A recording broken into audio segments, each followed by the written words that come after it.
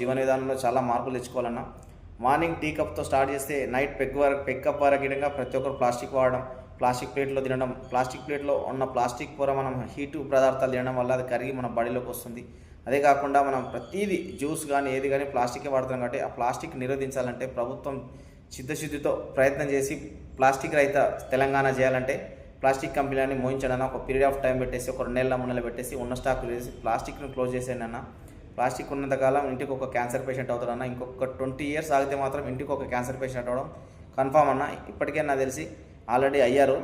ఇంకా టెస్టులు చేస్తే తెలుస్తుంది చాలామందికి. రాను హెల్త్ ఇష్యూస్ రావడం వల్ల 4th స్టేజ్ 5th స్టేజ్కి వచ్చినాక తెలుస్తుంది. కాబట్టి ప్రభుత్వాన్ని విజ్ఞప్తి చేసిన కల్తీ ఆహారం, కల్తీ పాలు, కల్తీ వెన్న, కల్తీ నెయ్యి ప్రతి ఒక్కటి కల్తీ కావడం వల్ల, రసాయనాలు కలపడం వల్ల క్యాన్సర్ అనేది వస్తుంది. అలాగే ఆర్గానిక్ ఫార్మింగ్ గిట్టంగా చేయిస్తే బాగుంటుందన్న. రైతులకు అందరికీ మంచి సపోర్ట్ చేసి ఆవులను ప్రభుత్వమే ఏర్పాటు చేసి ఇచ్చి పాలు కల్తీ లేకుండా ఇవన్నీ చేస్తారని ఆశిస్తున్నాను. Thank you. మీ అందరి వాడు మార్పు కోసం.